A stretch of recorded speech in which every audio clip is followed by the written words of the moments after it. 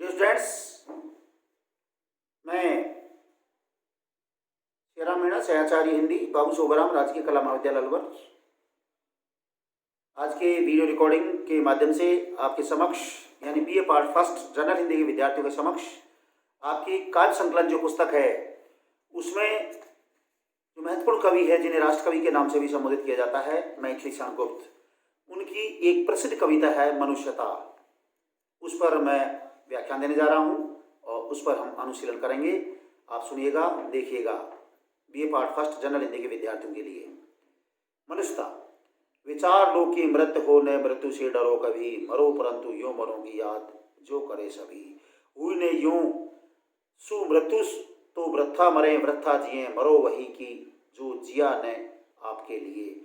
यही पशु प्रवृत्ति है कि आप ही चरे, वही मनुष्य है जो मनुष्य के लिए मरे। इस पद्य में हमारे जो राष्ट्र कवि हैं मैथिली शरण गुप्त जी,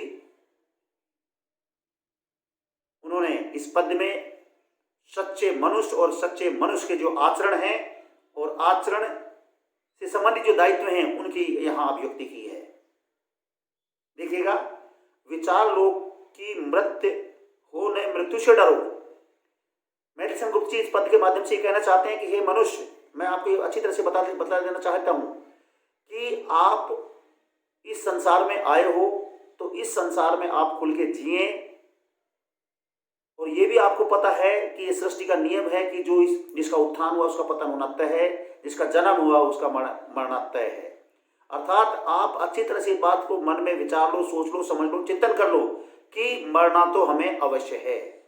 जब हमें इस बात को पता है कि हमें मरना ही है, इस संसार को छोड़ के जाना ही है, तो फिर मृत्यु से डर किस बात का। अर्थात मैथिली शरण गुप्त जी ये कहना चाहते हैं कि हमें इस बात का अच्छी तरह से एहसास है कि हमें एक दिन संसार को छोड़ करके जाना है, तो फिर मृत्यु से हमें नहीं डरना चाहिए। इस बात को हम अच्छी तरह से मन में सोच विचार करना चाहिए, सोच लेना चाहिए। तो लेकिन ये भी कहना चाहते हैं साहित्यकार कि मरना जब हमको ये पता है कि जब मरना ही है और जाना ही संसार को छोड़ करके, तो एक ढंग की मौत मरें। तो साहित्यकार कहता है मरो परंतु यूं मरोगी याद करे सभी। अर्थात मैथिली शरण गुप्त ये कहना चाहते हैं कि जब हमको ये पता है, इस बात का एहसास है कि संसार को छोड़ करके हमको जाना ही है, मरना ही है, तो फिर हमें हमारा दायित्व है कि संसार में हम हंसते खेलते हुए जो हमारे दायित्व हैं, मानवता के नाते जो दायित्व हैं, उनका हम तन से मन से खुशी पूर्वक निर्वाह करते रहें। हमारे जो दायित्व हैं उनका हम खुले मन से निर्वाह करते रहें। हमें किसी बात का कोई संकोच डर भय नहीं होना चाहिए, और हम ऐसा काम करके जाएं जैसे कि महात्मा गांधी ने एक ऐसा काम किया आंदोलन के माध्यम से, असहयोग आंदोलन के माध्यम से, सत्याग्रह के माध्यम से, है ना, भारत छोड़ो आंदोलन के माध्यम से, सविनय अवज्ञा आंदोलन के माध्यम से ऐसा काम किया, ऐसा काम कर गए, ऐसा नाम कर गए कि ऐसे आंदोलन से कर करके वो देश को आजाद करा गए। एक तरह से वो सदा के लिए इतिहास के पन्नों में अमर हो गए। अतः साहित्यकार कहना चाहते हैं कि ऐसा काम करके जाओगे जिससे कि आपको आने वाली पीढ़ियां सदा याद करती रहें। साहित्यकार आगे कहना चाहता है कि हुई न यूं सु मृत्यु तो वृथा मरे वृथा जिए।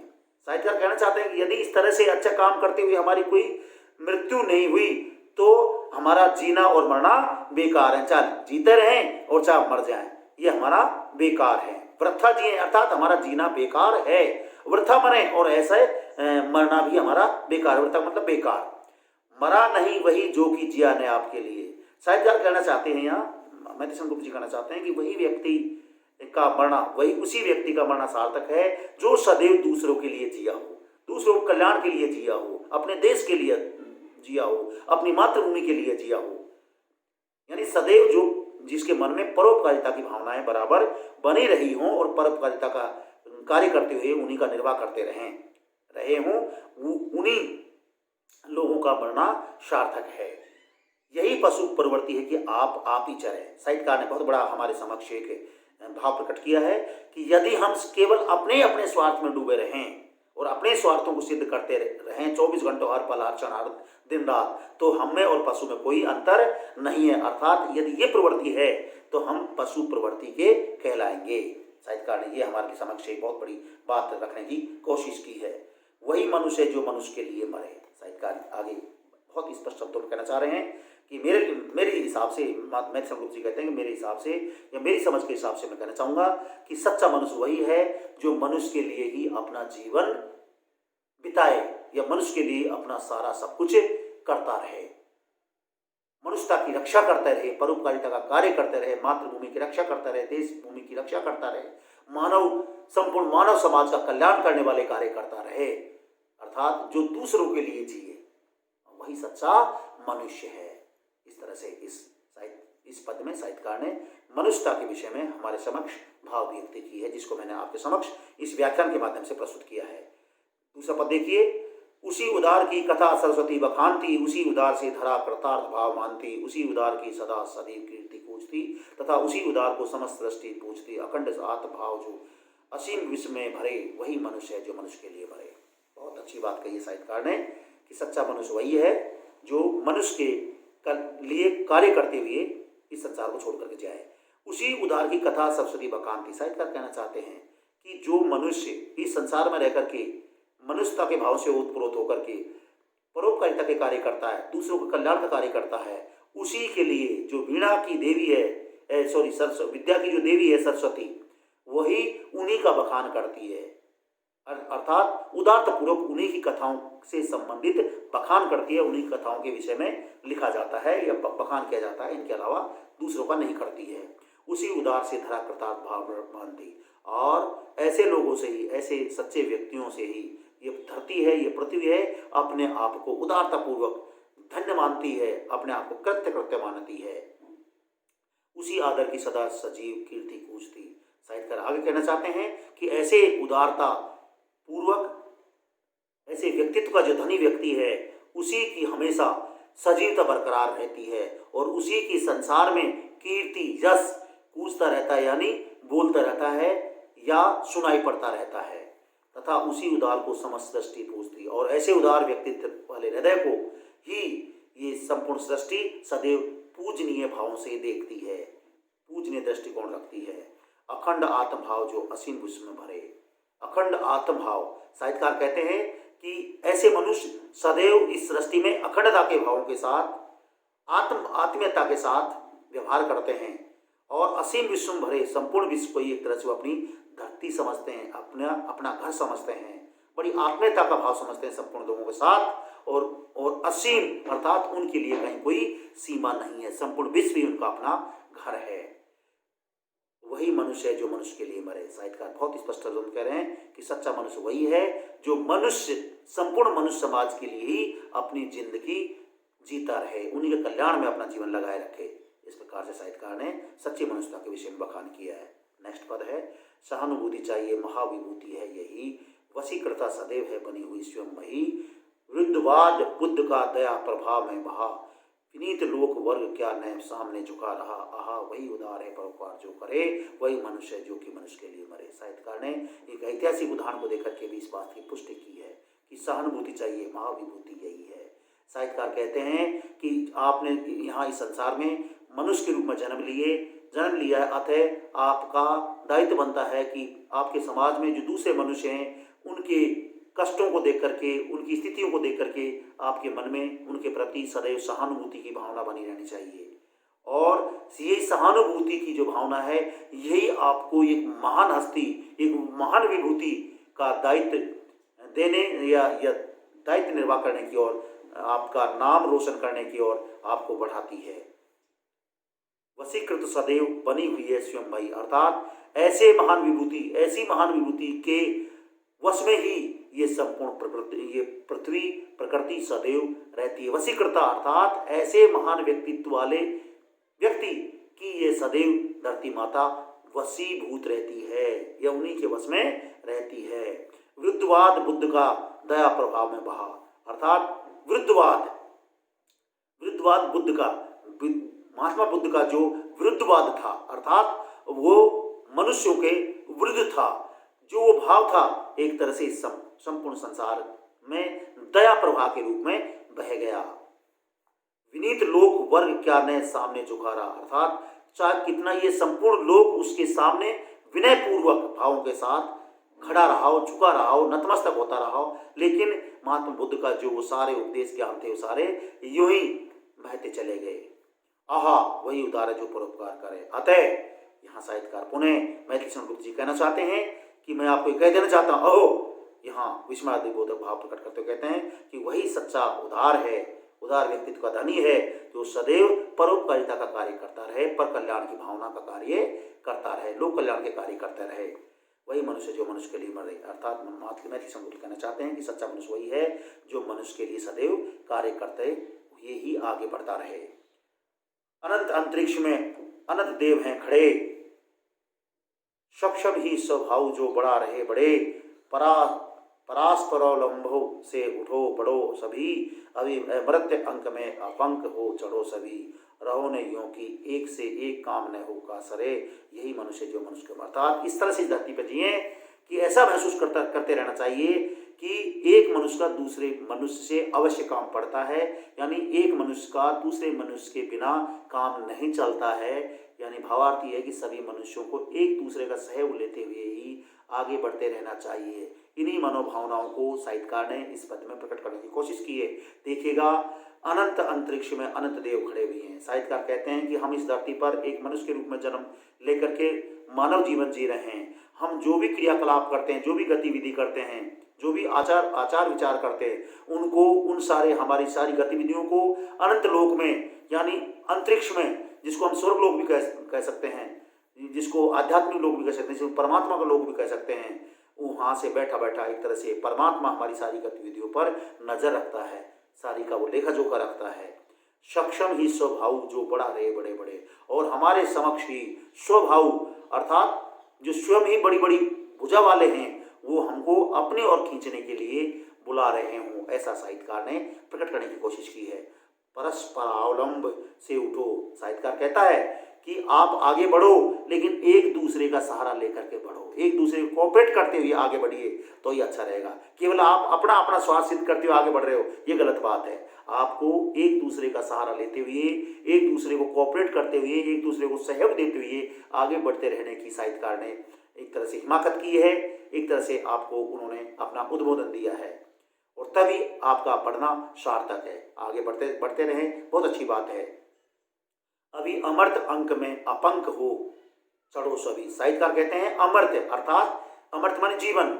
आप इस मानव जीवन की जिंदगी रूपी गोद में, मानव जीवन की जिंदगी रूपी गोद में, अंक माने गोद में आप अपंक माने कीचड़ रहित, अर्थात बिल्कुल निर्मलता के साथ, निर्मल होकर के, स्वच्छ होकर के आप आगे बढ़ें। इस मानव जीवन रूपी गोद में आप बिल्कुल निर्मल होकर के, स्वच्छ होकर के चढ़ें, तो ही आपके लिए बेहतर होगा। रहो न यूं की एक से न काम, साहित्यकार आगे कह रहे हैं कि आप इस प्रकार से जीवन जिए कि एक मनुष्य के बिना दूसरे मनुष्य का काम नहीं चले, यानी एक दूसरे का सहयोग करते हुए ही आगे बढ़ते रहना चाहिए। यही मानवता के हित में है, मानवता के लिए कल्याणकारी है। वही मनुष्य जो मनुष्य के लिए मरे, अर्थात साहित्यकार आगे मैथिली संस्कृति जी कहते हैं कि सच्चा मनुष्य वही है जो मनुष्य के लिए ही अपनी संपूर्ण जिंदगी को लगाए रखे, या सतत मानवता के कल्याण के लिए ही लगा रहे। यही अभिव्यक्ति इस पद्य में साहित्यकार ने व्यक्त करने का प्रयास किया, इसी अभिव्यक्ति का प्रयास करने का प्रयत्न किया है। नेक्स्ट पद है, मनुष्य मात्र बंधु है यही बड़ा विवेक है, पुराण पुरुष स्वयंभू पिता तो प्रसिद्ध एक है, फलानुसार कर्म के अवश्य बाह्य भेद हैं, परंतु अंतरेक में प्राणभूत वेद हैं। अनर्थ है कि बंधु ही बंधु की व्यथा हरे, वही मनुष्य जो मनुष्य के लिए मरे। साहित्यकार ये कहना चाहते हैं कि मैं आपको कह देना चाहता हूँ, मनुष्य मात्र बंधु है, अर्थात आप मन में ये सोच लीजिए कि जो इस धरती पर जो भी मनुष्य है, वो सभी मनुष्य हमारे लिए एक भाई मात्र हैं, एक बंधु मात्र हैं। ये आप सोच ले, सभी मनुष्य हमारे भाई के समान है, हम सब भाई भाई हैं। यही बड़ा विवेक, अर्थात यही हमारे लिए सबसे बड़ी एक ज्ञान की बात है, एक समझ की बात है, एक सीख की बात है। पुराण पुरुष स्वयंभू पिता तो प्रसिद्ध एक हैं, अर्थात प्राण पुरुष यहाँ ब्रह्मा के लिए, अर्थात ब्रह्मा जिसने इस सृष्टि का निर्माण किया है, जो स्वयंभू हैं, स्वयंभू अपने आप में इस सृष्टि के स्वयं पिता हैं, जन्मदाता हैं, वो तो जगत प्रसिद्ध हैं, और हम सभी उन्हीं की संतान हैं। कल्याणानुसार कर्म के अवश्य बाह्य भेद। शायद आगे कहना चाहते हैं कि जैसा जैसा हम इस धरती पर रह करके, इस समाज में रह करके जो जो हम क्रियाकलाप करेंगे, उन क्रियाकलापों के, उन कर्मों के अनुसार, उनके अनुसार ही हमको फल मिलेगा।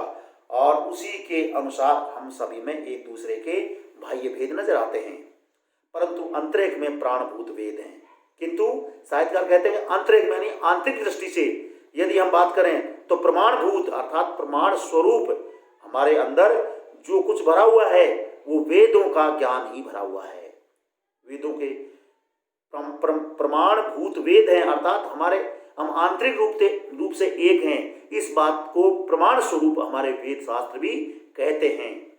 अनर्थ है कि बंधु ही बंधु की व्यथा न हारे। साहित्यकार यह बहुत बड़ी बात कह रहे हैं कि यह बहुत बड़ा अनर्थकारी कार्य है, अर्थात अर्थहीन कार्य है कि मनुष्य ही मनुष्य के काम न आए, एक इंसान एक दूसरे इंसान के काम न आए, तो ये इससे बड़ा अनर्थ और क्या होगा, अर्थात ये सबसे बड़ा अनर्थकारी कार्य है। अतः आपको इन अर्थकारी कार्यों को न करना है, आपको मानवता के हित से संबंधित सारे कार्य करते रहना होगा या करते रहना चाहिए। वही मनुष्य है जो मनुष्य के लिए मरे। साहित्यकार कहना चाहते हैं कि मैथ्यू संरूप जी कहते हैं कि मेरे हिसाब से सच्चा मनुष्य वही है जो मानवता के कल्याण के लिए सदैव प्रयत्नशील रहे। चलो अभिष्ट मार्ग में सहर्ष खेलते हुए, विपत्ति विघ्न जो पड़े उन्हें ढकेलते हुए, घटे न हेल मेल हों, बड़े न भिन्नता कभी, अतर्क एक पंथ के सतर्क पंथ हों सभी, तभी समर्थ भाव है कि तारता हुआ तरे, वही मनुष्य है जो कि मनुष्य के लिए मरे। साहित्यकार आगे कहना चाहते हैं इस पद के माध्यम से कि चलो अभिष्ट मार्ग में से हर्ष खेलते हुए। अभिष्ट माने प्रमुख, अर्थात आपने मानव का जन्म लिया है और मानव जन्म लेने के कारण आप एक निश्चित मानवता के पथ पर आगे बढ़ते हैं। अभिष्ट माने एक निश्चित या प्रमुख जो मानवता के सिद्धांतों से भरा हुआ मार्ग है, उस पर आप चलते रहे, लेकिन उस पर सेहर्ष खेलते कूदते, सेहर्ष मन में प्रसन्नता का भाव रखते हुए खेलते कूदते हंसते कूदते आपको आगे बढ़ता रहना चाहिए। विपत्ति विघ्न जो पड़े उन्हें ढकेलते हुए, अर्थात मानवता का कल्याण करते हुए, मानवता की रक्षा करते हुए, मनुष्यता का कार्य करते हुए यदि आपके समक्ष किसी प्रकार की कोई व्यथा आती है, कोई बाधा आती है, कोई संकट आता है, कोई परेशानी आती है, तो उनको आप दूर धकेलते हुए एक दूसरे का सहयोग करते हुए आगे बढ़ते रहना चाहिए। घटे न हेल मेल हों। साहित्यकार आगे कहते हैं कि आप इस ढंग से जिंदगी जिए, इस ढंग से मानव से कार्य करें कि आपके परिवार में रहते हुए, समाज में रहते हुए, देश में रहते हुए एक दूसरे व्यक्ति के प्रति आपके मन में हेल मेल नहीं बढ़ना चाहिए, यानी परस्पर सहयोग या परस्पर मेल मिलाप की भावनाओं के भाव हैं वो घटते नजर नहीं आने चाहिए, यानी नहीं घटने चाहिए। बड़े ने पिंडता कभी, अर्थात हम ऐसा कोई कार्य नहीं करें, ऐसा कोई आचरण नहीं करें, ऐसा कोई व्यवहार नहीं करें जिससे कि हमारे व्यवहार के कारण हमारे मानव समाज के अंदर ही भिन्नता बढ़ जाए, अलगाव की भावना बढ़ जाए। ये भाव इस तरह के कोई कार्य हमें नहीं करना है। अतर्क एक पंथ के सतर्क पंथ हों सभी, अर्थात बिना किसी तर्क के, तर्कहीन होकर के, अनावश्यक तर्क से भी हमें बच करके, यानी तर्कहीन रह करके हमें एक सच्चे राहगीर की तरह मानवता के पथ पर सतर्क होकर के, सावचेत होकर के, सावधान होकर के आगे बढ़ते रहना चाहिए। यही मैथ्यू गुप्त जी इस पद में हमें सीख दे रहे हैं। तभी समर्थ भाव है कि तारता हुआ तरे, अर्थात यही हमारे लिए समर्थशाली भाव है, समर्थशाली एक बात है, एक सीख है, एक समझ है, एक ज्ञान है कि हम इस प्रकार का आचरण करते हुए आगे बढ़ें कि स्वयं भी अपना उद्धार करें और हम दूसरे लोगों का भी उद्धार करते चलें, दूसरे का भी कल्याण करता चलें। यही भावना का विकास करते हुए आगे बढ़ें, तभी हमारे अंदर जो समर्थ भाव हैं, जिनको हम समर्थ मानते हैं, उनकी समर्थता के जो भाव हों, तभी अपनी समर्थता को स्थापित कर पाएंगे, अन्यथा नहीं। इसलिए साहित्यकार अंत में कहते हैं सच्चा मनुष्य वही है जो मनुष्यता के लिए मरे, अर्थात सच्चा मनुष्य वही है जो मानव का कल्याण करते हुए आगे बढ़े, परस्पर एक दूसरे का सहयोग करते हुए, एक दूसरे के दुखों का निवारण करते हुए, एक दूसरे का कल्याण उत्थान करते हुए आगे बढ़े, वही सच्चा मनुष्य है और यही सच्ची मनुष्यता है। इन्हीं भावों की इस छोटी सी कविता में, यानी मनुष्यता नामक कविता में राष्ट्र कवि मैथिली गुप्त ने अभिव्यक्ति की है और उनके द्वारा की गई अभिव्यक्ति को मैंने व्याख्यात्मक शैली में आपके समक्ष प्रस्तुत किया है। आज के इस तरह के व्याख्यान के बाद प्रोफेसर सियाराम मीणा को दीजिए इजाजत। आप सभी को बहुत बहुत धन्यवाद।